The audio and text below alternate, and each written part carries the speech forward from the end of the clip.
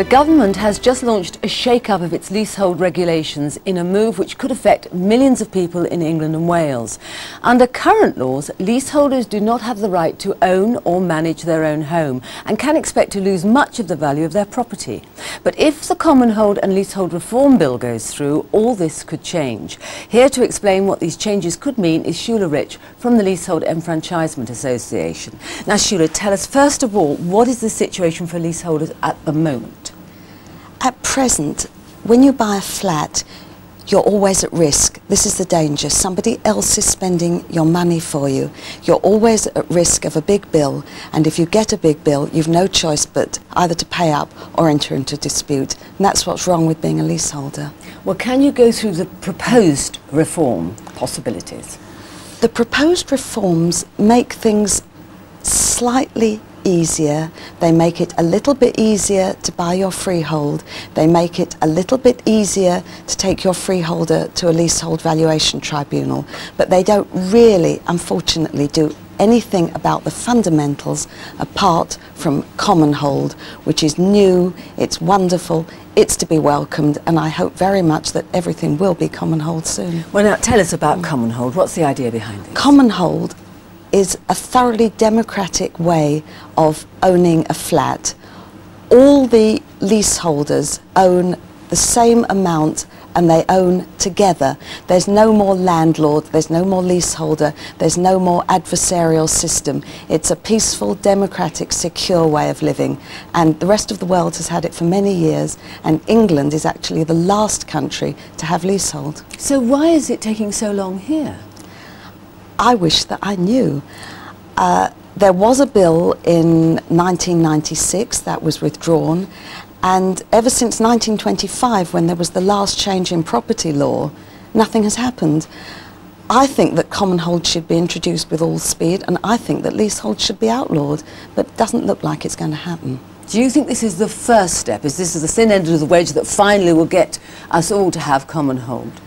Yes, I do. I'm glad. I think it's a wonderful Christmas present for everybody, because a lot of people actually like living in flats. There are people that buy flats because they can't afford anything else or because they've got divorced, and there are other people like me who love the communal aspect of flat living, and I would very much like to live in a flat that was owned Commonhold without the threat of some outsider coming in and spending my money for me and being an open checkbook as leaseholders are. Now, if you had the right to manage, is that necessarily a good thing? It sounds wonderful. The government is saying this is the greatest thing since sliced bread. In fact, if it really were the right to manage, yes, it would be. But leaseholders, in order to get the right to manage, first of all, have to form a company, they have to get together, they have to go through all sorts of bureaucratic hoops. They're always subject to challenge from the freeholder. And when they finally do get this much advertised right to manage, they still actually have the freeholder there as part of the company, and they can still be challenged by the freeholder. And meanwhile, their leases and the value of their flats are getting shorter and shorter. So I don't think it's the thing to go for. Now, what you were mentioning, the leases getting shorter and shorter. Yes. I mean, how will this help people who might be inheriting? There is a very good small thing in the bill.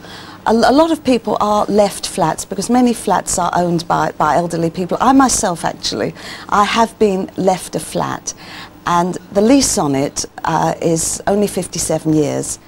Under this new bill, I noticed that I will be able to buy a lease extension within 6 months of probate, and that is something to watch out for, because previous to this you've had to wait 3 years before you can buy a lease extension. If you've got a short lease like I have of under 60 years, this is very helpful. Under 60 years is considered a short lease? It's far, far too short. In fact, under 70, even under 80 years, what you've got when you buy a flat is a wasting asset. Instead of having something which appreciates in value, like you expect your property to do, it gets less and less valuable as time goes on, because as long-term renting goes, all you've got is 50 years, 40 years, and then you have to walk away empty-handed. You, in effect, give it back to the freeholder. It's not really yours, although you think you own it. You've actually just borrowed it for the time being. Exactly.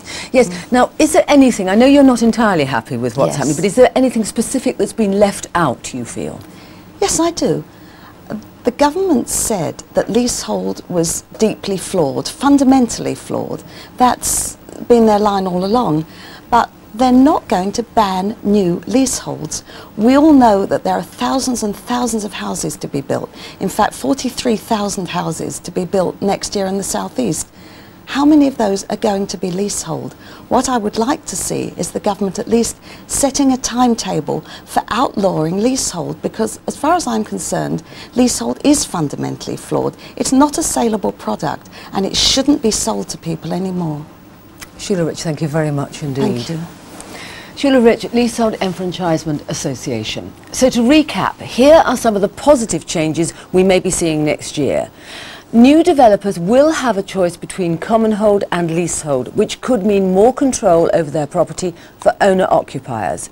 It will become easier for people to enfranchise or collectively buy their own freehold, effectively increasing the price of their property as the lease will be unlimited. And lastly, service charges will become more transparent, making it harder for unscrupulous landlords to abuse the system. If you do wish to buy your leasehold, here are some of the issues you should look at. That should be buy your freehold, sorry. First of all, assess your eligibility. As you've heard, the laws surrounding this are changing, but you must make sure at least half of the flats are let to qualifying tenants. You must then legally form a company to look after the interest of all tenants. And before buying the property, get an evaluation of the price. Then work out how you're going to finance the purchase. And lastly, make sure that you enlist professional help. The services of a surveyor, valuer and solicitor will be essential in helping you through the paperwork.